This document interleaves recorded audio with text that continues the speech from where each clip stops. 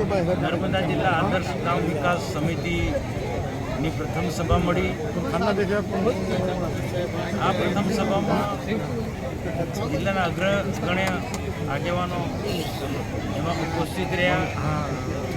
ઘનશ્યામભાઈ પટેલ સહકારી આગેવાન, જિલ્લા પંચાયતના માજી પ્રમુખ શંકરભાઈ, જિલ્લા પંચાયતના માજી પ્રમુખ ભીમસિંહભાઈ, જયંતિભાઈ વસાવા સુંદરપુરા, તાલુકા પંચાયતના સભ્ય હરેશભાઈ, આ ઉપરાંત ઘણા બધા સરપંચો, અલગ અલગ સહકારી સંસ્થાના આગેવાનો ખૂબ મોટી સંખ્યા ઢોલાર ગામે ઉપસ્થિત રહ્યા। ઢોલાર ગામ એટલા માટે પસંદ કર્યું અમે કે આ ગામ એક પોલિટિકલી દ્રષ્ટિએ અને વિકાસની દ્રષ્ટિએ પણ ખૂબ આગળ પડતું ગામ છે। શિક્ષણ જગતમાં પણ આ ગામમાં ભણીને ઘણા બધા લોકો સચિવાલય નોકરી કરે છે, કરતા પણ હતા। IASની ડિગ્રી મેળવીને નોકરી કરનારા આ ઢોલાર ગામના હતા। પૂર્વ ધારાસભ્ય દલપતભાઈ પણ આ ઢોલાર ગામના હતા અને જેમની સામે વર્ષોથી અમે સાથે મળીને કામ કર્યું છે। નર્મદાના અસરગ્રસ્તોનું કામ કર્યું છે, કરજણ ડેમના અસરગ્રસ્તોનું કામ કર્યું। એવા ધનજીભાઈ આર્યનું પણ આ ગામ છે, નટુભાઈ આર્ય જેવા PI બનેલા છે। આવા એક ઢોલાર ગામમાં ઘણા બધા લોકોએ પ્રેરણા લઈ શકાય એવું આ ગામ છે ને એટલે આ પસંદ કર્યું છે। અમે આવનારા દિવસોમાં નર્મદા જિલ્લાના એક ગામને આદર્શ ગામ બનાવવા માગે છે, એટલે જ અમારી એક સમિતિ જે છે એ સમિતિનું નામ આવ્યું છે નર્મદા જિલ્લા આદર્શ વિકાસ સમિતિ। આમાં શિક્ષણ પર અમે ભાર મૂકીશું। સરકારની ઘણી સારી યોજના શિક્ષણને લગતી છે। નર્મદા જિલ્લામાં મેડિકલ કોલેજ લાયા છે, એન્જિનિયરિંગ કોલેજ લાયા છે, બિરસા ટ્રાવેલિંગ યુનિવર્સિટી છે, કૃષિ એન્જિનિયરિંગ કોલેજ ડેડિયાપાડામાં છે। પણ આવી કોલેજોની અંદર, આવી સંસ્થામાં અથવા ઉચ્ચ અભ્યાસક્રમમાં નર્મદા જિલ્લાના લોકોને પ્રવેશ મળે એના માટેનું વાતાવરણ બનાવવું પડશે।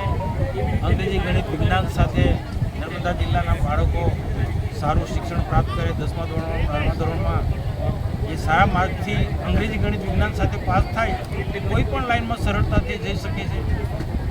આ શિક્ષણ પર ભાર મૂકીશું। સારી ખેતી કરે। દેશના પ્રધાનમંત્રી દેશને જ્યારે વિકસિત ભારત બનાવવા માંગે છે 2047 સુધીમાં, ત્યારે એક ક્ષેત્રને તેઓ પ્રાધાન્ય આપી રહ્યા છે। દેશનો ખેડૂત સારામાં સારી ખેતી કરે, વધુમાં વધુ ઉત્પાદન કરે, એટલે અમે ખેતીના પણ પ્રાધાન્ય આપીશું। પશુપાલનના ક્ષેત્ર, પશુપાલનનો વ્યવસાય એવો છે કે એ હંમેશા સતત પ્રજાની માંગ રહેવાની છે।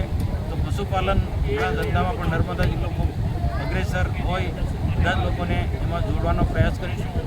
અને આમ રોજગાર ધંધા ક્ષેત્રે પણ ભણેલા ગણેલા યુવાનોને યોગ્ય દિશા અમે આપીશું। કઈ રીતના સરકારી નોકરી મેળવી શકાય, સરકારી નોકરી નહીં તો કોઈ ઇન્ડસ્ટ્રી ભરૂચ જિલ્લામાં કે અન્ય જગ્યાએ જે ઇન્ડસ્ટ્રીઓ આવે છે, ઇન્ડસ્ટ્રીમાં કઈ રીતના નોકરી મળી શકાય, આ રીતના અમે સમય પર આ સમિતિ દ્વારા અમે માર્ગદર્શન યુવાનોને આપીશું। મહિલાઓને પણ આજે ખાસ અમે ઉપસ્થિત રહ્યા। મહિલાઓ માટે પણ દેશના પ્રધાનમંત્રી નરેન્દ્રભાઈ મોદી સાહેબ ખૂબ ચિંતા કરે છે। દીકરીઓ ભણે એના માટે ખૂબ તેઓ ચિંતા કરે છે। તો દેશના વિકાસમાં, સમાજના વિકાસમાં નારી શક્તિનું પણ ખૂબ મોટું યોગદાન છે। તેને ધ્યાનમાં રાખીને આવનારા દિવસોમાં મહિલા જાગૃતિના કાર્યક્રમો, મહિલા યોગ્ય શિક્ષણ પ્રાપ્ત કરે, દીકરીઓ સારું ભણે, દીકરીઓ સારું શિક્ષણ પ્રાપ્ત કરે, કોઈ ડૉક્ટર બને, કોઈ એન્જિનિયર બને, દરેક સમાજને ધ્યાનમાં રાખીને અમે નર્મદા જિલ્લાના યુવાનોને યોગ્ય દિશા આપવાનું કામ કરીશું। સાથે સાથે જ્યારે દેશના પ્રધાનમંત્રી નરેન્દ્રભાઈ મોદી સાહેબ સાચારમાં દેશને વિકસિત ભારત બનાવવા માંગે છે, તો એક ક્ષેત્રને અમે ધ્યાન આપીશું।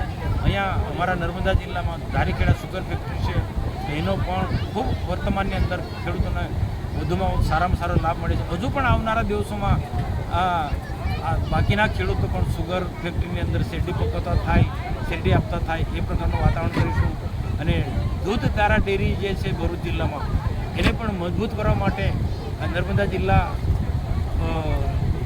વિશેષ યોગદાન લેવાનું છે। કારણ કે નર્મદા જિલ્લો એક મહેનતુ ખેડૂતો સાથે જોડાયેલો છે, પશુપાલકો સાથે જોડાયેલો છે।